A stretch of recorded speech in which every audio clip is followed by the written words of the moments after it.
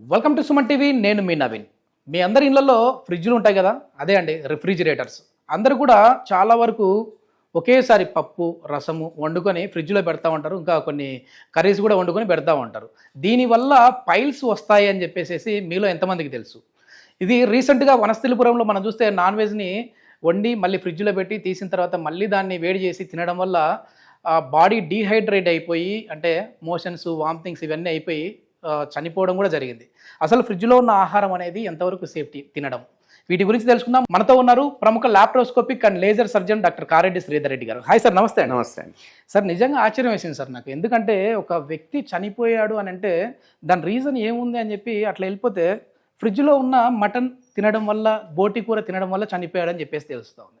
అసలు ఈ కూరలు ఫ్రిడ్జ్లో పెట్టినవి మళ్ళీ వేడి చేసుకొని తినడం వల్ల ప్రాణానికే ప్రమాదమా? ఇప్పుడు మనం చూస్తుంటాం, అప్పుడప్పుడు మనం పేపర్లలో కానీ టీవీలలో కానీ రైట్స్ అవుతున్నాయి హోటల్స్ మీద, అన్కుక్డ్ ఫుడ్ ఉంది, లేకపోతే స్టోరేజ్ సరిగా లేదు, రిఫ్రిజిరేటర్లో సరిగా పెట్టలేదు, బయట సరిగా వాష్ చేయని మటన్ కానీ చికెన్ కానీ ఇట్లాంటివి కడిగి వేస్తున్నారు అని చెప్పేసి. సో ఇక్కడ ఏంది అంటే స్టోరేజ్ అనేది చాలా ఇంపార్టెంట్. ఇంతకుముందు ఇప్పుడు పాతకాలంలో చూసుకుంటే ఎప్పటికప్పుడు మనం ఫ్రెష్ తినేవాళ్ళం. ఇప్పుడు బయట కంట్రీస్ చూసుకుంటే కనుక వాళ్ళు కంప్లీట్ ఫ్రోజన్ ఫుడ్ తింటారు. ఇప్పుడు కేఎఫ్సి కానీ ఇట్లాంటివి అన్నీ ఫ్రోజన్ ఫుడ్, వాళ్ళు 6 months నుంచి ఫ్రోజ్ చేసినవంతా మనకు చేస్తుంటారు. బట్ వాళ్ళ స్టోరేజ్ ఎంటైర్లీ డిఫరెంట్ ఉంటుంది. ఏంటంటే వాళ్ళు ఫ్రీక్వెంట్గా రిఫ్రిజిరేటర్ చెక్ చేసుకోవడము, నిజంగా ఎన్ని డిగ్రీస్ మెయింటైన్ అవుతుంది, ఇవన్నీ ప్రాపర్ చెకింగ్ ఉంటుంది. బట్ మన ఇంట్లో ఉండే ఫ్రిడ్జ్లు ఎంతవరకు పనిచేస్తున్నాయి ఏందనేది మనం ఏం చెక్ చేయం యూజువల్గా. ఎందుకంటే బయట ఫ్రిడ్జ్లు చెక్ చేసేటప్పుడు చిన్న థర్మామీటర్ ఒకటి ఉంటుంది, అది మనం పెడుతుంటాం అన్నట్టు అందులో. సో అందులో మనం చూస్తూ ఉంటాం, డైలీ రికార్డ్ చేస్తుంటాం ఎంత మెయింటైన్ అవుతుంది అని చెప్పి.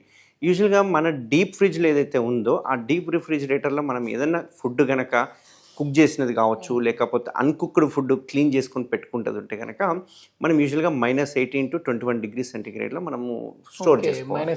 18. బట్ మన ఫ్రిడ్జ్ -18 పనిచేస్తుందా, -15 ఉందా, -10 ఉందా అనేది ఎవరికి తెలియదు. ఓకే, అది మనం చెక్ చేయం అంటిల్ అన్లెస్ కొంచెం కూలింగ్ తగ్గితే బయట నుంచి పిలుచుకుంటాము, గ్యాస్ ఎక్కిస్తాం తప్ప రెగ్యులర్గా నిజంగా -18లో ఉందా అనేది మనం ఎవరం చెక్ చేయం. దీనివల్ల ఏమవుతుంది అంటే అందులో సరిగ్గా రిఫ్రిజిరేటర్లో ఆ కూల్నెస్ మెయింటైన్ చేయకపోతే కనుక కొన్ని రకాల వైరస్లు, బ్యాక్టీరియాలు, ఫంగల్స్ ఇవన్నీ డెవలప్ అవుతూ ఉంటాయి. అందులో డెవలప్ అయిపోయి మనకు కనపడదు. ఎందుకంటే ఇప్పుడు ఫంగస్ ఇన్ఫెక్షన్ ఏదైనా ఉంటే మనకు బూజు పట్టింది అంటుంటాం, గ్రీన్ కలర్లో తెల్ల కలర్లో కనిపిస్తుంటుంది. బట్ ఇదే ఒకవేళ కులిపోయినది, ఒకవేళ బ్యాక్టీరియానో వైరస్, ఇప్పుడు యూజువల్గా చూసుకుంటే కనుక మోస్ట్ కామన్ క్యాంపైలో బ్యాక్టీరియా అని ఉంటాము. అది చాలా మోస్ట్ కామన్ అన్కుక్డ్ ఫుడ్లో, అంటే పౌల్ట్రీస్లో, మటన్లో, చికెన్లో ఎక్కువ ఉండేది క్యాంపెలో బ్యాక్టీరియా అంటారు. అది వెరీ డేంజరస్ బ్యాక్టీరియా. దాని తర్వాత క్లాస్ట్రీడియం అని ఉంటుంది, లేకపోతే ఈకోలే అని ఉంటుంది, and most commonest virus novo virus అని ఉంటుంది. కొన్ని రకాల ఫంగల్ క్యాండిడియాసిస్ ఇట్లాంటివన్నీ, అండ్ ఆస్పర్జిల్లోసిస్ అనేది, అండ్ మోస్ట్ కామన్ బ్యాక్టీరియా ఇంకొకటి ఏంటి అంటే క్లాస్ట్రీడియం అని ఉంటుంది, క్లాస్ట్రీడియం అని. అండ్ అందరికీ తెలిసే బ్యాక్టీరియా, కామనెస్ట్ బ్యాక్టీరియా ఏంటి అంటే salmonella.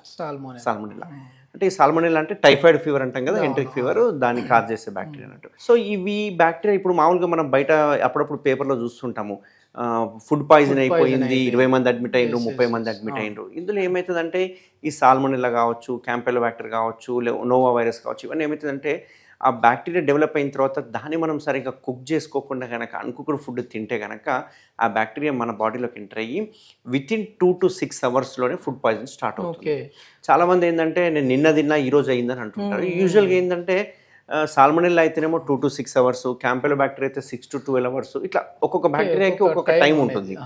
So most fastest infection అయ్యేది సాల్మోనెల్లా. ఈ సాల్మోనెల్లా తర్వాత టైఫాయిడ్ ఫీవర్ వస్తుంది, పేగులలో బొక్కలు పడుతుంటాయి, ఫీవర్ అనేది మెల్లమెల్లగా పెరుగుతూ ఉంటుంది. ఈరోజు 102 ఉంటే రేపు 103 అవడము ఇట్లా. అండ్ కొన్ని రకాల వైరస్లు అయితేనేమో ఫుడ్ పాయిజన్ అవ్వడం వల్ల సివియర్ క్రాంప్స్ ఉంటాయి. ఎంత క్రాంప్స్ అంటే పొర్లుతుంటారు ఆల్మోస్ట్ వాళ్ళ బెడ్ మీద. సో అట్లా సివియర్ క్రాంప్స్ లాగా ఉంటాయి.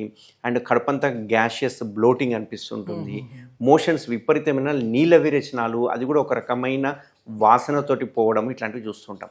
చాలా మంది ఏం చేస్తారు నవీన్ అంటే మనకు డైరియా కాగానే ఇమ్మీడియట్గా ఒక కొబ్బరి నీళ్ళు తాగేసేసి ఎల్డోపరన్ టాబ్లెట్ వేసేస్తుంటారు. బట్ పాయిజనింగ్ పేషెంట్లో మాత్రం వెరీ డేంజరస్. ఎందుకంటే ఫుడ్ పాయిజన్లో మనకి ఏం చేస్తుందంటే గట్ అంతా ఇన్వాల్వ్ అయిపోయిన తర్వాత ఆ బ్యాక్టీరియాని బాడీ వైరస్ ద్వారా తోసేస్తుంటుంది. ఇట్లా విరేచనాలను తోసేయడం వల్ల ఏమవుతుందంటే ఆ బ్యాక్టీరియా అంతా బయటకు తోసే క్రమంలో మనం ఏం చేస్తాం ఎల్డోపర్ అని ఆ టాబ్లెట్లు వేసేసుకుంటాం. వేసుకునే వరకు మోషన్ అవ్వకుండా ఉండే వరకు ఆ బ్యాక్టీరియా అంతా లోపలనే డెవలప్ అయిపోయి అది బ్లడ్లోకి ఎక్కిపోవడము, సెప్సిస్లోకి వెళ్ళిపోవడము, ఇమీడియట్గా డెత్ అవ్వడం ఇట్లాంటివి చూస్తాం. కాబట్టి ఏదైనా ఫుడ్ పాయిజన్ అయినప్పుడు బ్యాక్టీరియాని ఆపొద్దు, మనం పంపించేసేయాలి. ఓన్లీ థింగ్ ఏంటంటే ఎన్నిసార్లు విరేచనాలు అవుతున్నాయి అనుకో దానికి డబల్ క్వాంటిటీలో మనం లిక్విడ్స్ తీసుకోవాలి. అది ఓఆర్ఎస్ అయినా కావచ్చు, లెమన్ వాటర్ కావచ్చు, సెలైన్ ద్వారా అయినా కావచ్చు, లిక్విడ్స్ ఏదైనా తీసుకుంటూ ఉంటే మన బాడీ అనేది ఈక్విలిబ్రియం మెయింటైన్ చేస్తుంది. Okay okay sir. ఎక్కువగా చాలామంది మనం చూస్తూ ఉంటాం సార్, అందరిది కూడా బిజీ లైఫ్. ఇప్పుడు మేము ఏదో వారానికి ఒకసారి ఇంట్లో వండుతూ ఉంటామండి. వండినవి ఫ్రిడ్జ్లో పెట్టుకొని మళ్ళీ ఇదే పప్పు రేపు తింటాం, ఎల్లుండి తింటాం, తర్వాత తింటాం అంటుంటారు. సో అట్లా ఈరోజు చేసిన పప్పు కావచ్చు, ఎన్ని కూర ఏదైనా కావచ్చు, మళ్ళీ ఇట్లా వారం పన్న తిన్నారు అని అంటే వాళ్ళకి కాన్స్టిపేషన్ ప్రాబ్లం వస్తుంది. అది నిదానంగా పైల్స్కి దారితీసే విధంగా ఉంటుందని కూడా నేను ఒక ఆర్టికల్ చదివాను. ఎంతవరకు కరెక్ట్ అండి? ఇది ఏంటంటే ఇప్పుడు యూజువల్గా అందరూ ఏమనుకుంటారంటే పైల్స్ రావడానికి ముఖ్య కారణం ఓన్లీ కాన్స్టిపేషన్ అనుకుంటుంటారు.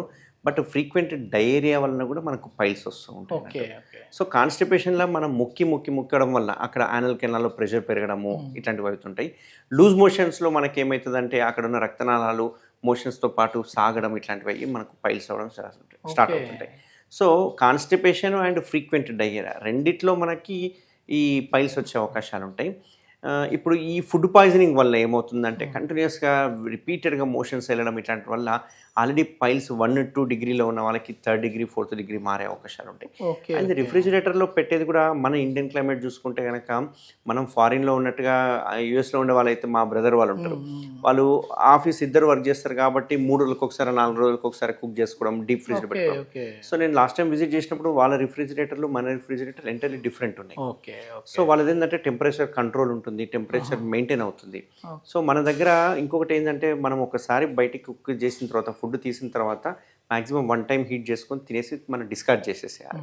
అట్లా కాకుండా రిపీటెడ్గా హీట్ చేస్తూ పెట్టడం అనేది చాలా డేంజర్ అనేది. ఇంకొక పాయింట్ ఏంటి అంటే యూజువల్గా మనము మార్నింగ్ టైం ఒక 7 o'clock ఫుడ్ చేస్తామనుకోండి, మనం ఏం చేస్తామంటే మధ్యాహ్నం తిన్న తర్వాత రాత్రికి తిన్నాక ఫ్రిడ్జ్లో పెడతాం. అది వెరీ రాంగ్.